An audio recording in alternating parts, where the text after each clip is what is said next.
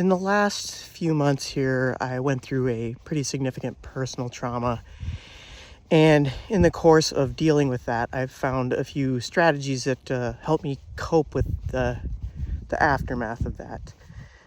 I wanted to talk a little bit today about walking because it has been a very key part of my coping and my ability to cope with my stress and my sadness, to be honest. And I think there's some interesting things about this. So one of the things that I found interesting is that it's a little hard to find science on how walking affects the brain.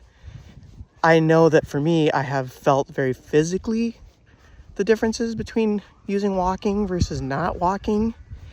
And it is a very acute effect for me too, which is nice. So like when I feel particularly anxious or whatever, I can step outside and go through my process, which I'll talk about that in a little bit. And it does really seem to make me feel better within moments. So I'll talk about how that works out for me.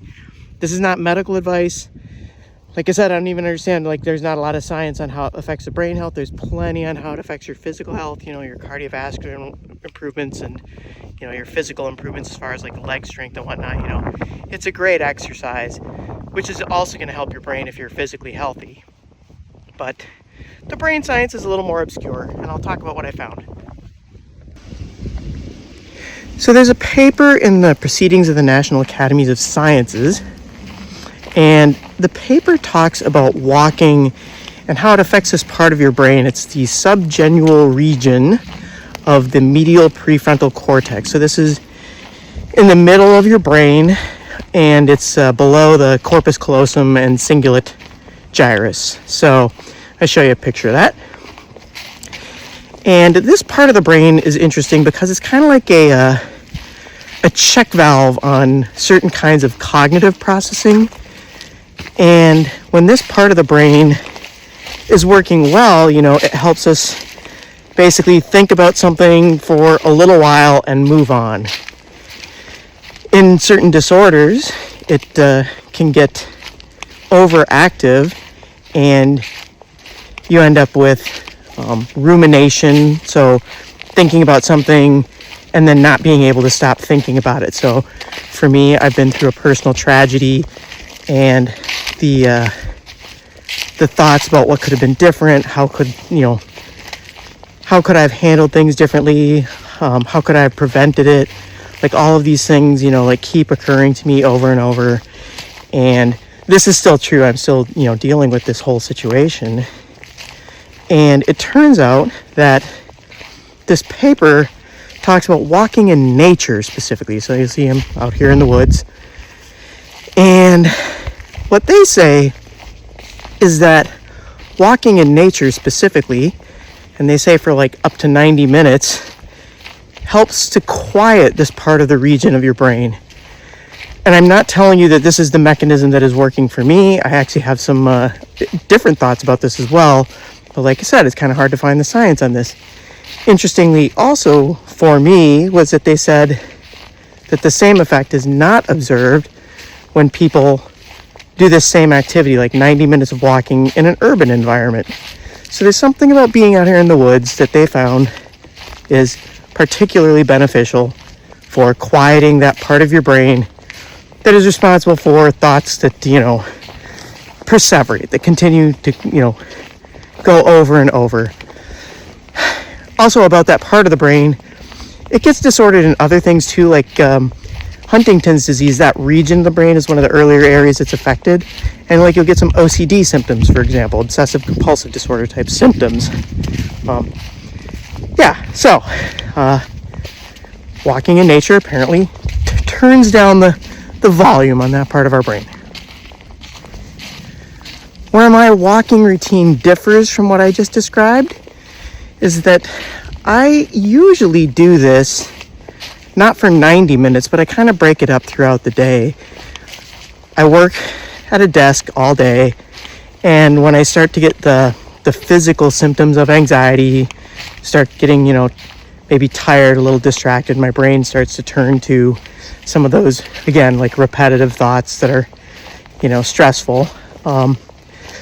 I will essentially get up, go outside, prepare for my walk, and the way that I also do my walks, I have my AirPods here, and I kind of have I've activated my friend and family network to help me get through this.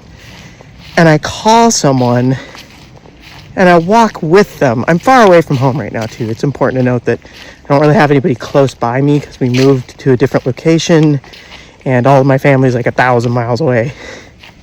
So while I'm walking, I have someone with me, and even if they don't talk, like I know they're on the phone, like occasionally we might exchange a couple of words.